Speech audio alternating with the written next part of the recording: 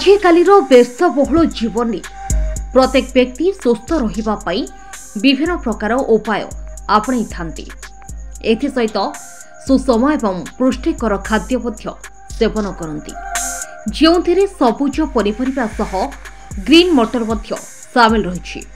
Green मटर बा सबुज मटर जहाँ साधारणतः शीत दिने बजार सहजरे मिलता है, कारण ग्रीन मटर प्रोटीन, विटामिन डी एवं फाइबर आदि प्रचुर परिमाण रही है, जहाँकि शरीर को सुस्थ रखा सह शक्ति जोगाई थाए।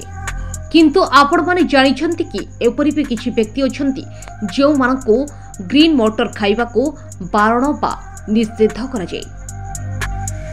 एपरि कि जदि से व्यक्ति माने ग्रीन मटर खांती तेबे सेमानको हॉस्पिटल मध्य जीवाको पड़ी पारे। वर्तमान आसंतु जानिबा केउ व्यक्ति माननको पई बारण ग्रीन मटर। एसिडिटी समस्या। स्वास्थ्य विशेषज्ञ मानक मतरे जो व्यक्ति मानकर एसिडिटी किंबा पेट जनित समस्या रहुछि सेमाने भूल भी ग्रीन मटर खांतु नाही, कारण ग्रीन मटर एपरि किछि पोषक तत्व रहिछि जहाँ सहजरे हजम हुए नाही। फलरे यह पेट जनित समस्या को अधिक बढ़ाई दिए। एपरिकी एथिपाई आपनको हॉस्पिटल मध्य जीवाको पड़ी पारे। तेणु एसिडिटी किंबा पेट जनित समस्या थिबा व्यक्ति माने ग्रीन मटर खांतु नाही।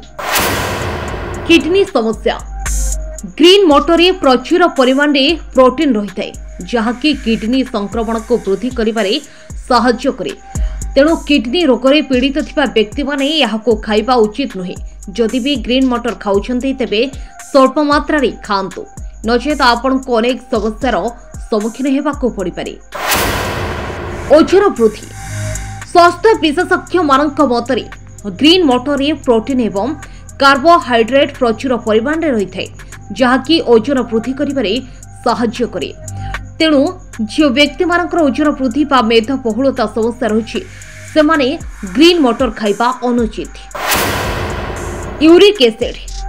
ग्रीन मटर protein, amino acid, vitamin D एवं फाइबर आदि भरपूर मात्रा रही है। तेणु यहाको सेवन करिबा द्वारा यह शरीर में यूरिक एसिड स्तर को वृद्धि करिबारे सहायता करे। एपरि परिस्थिति रे हाई यूरिक एसिड रे पीड़ित थिबा व्यक्ति माने ग्रीन मटर खाइबा जमारू उचित नुहे।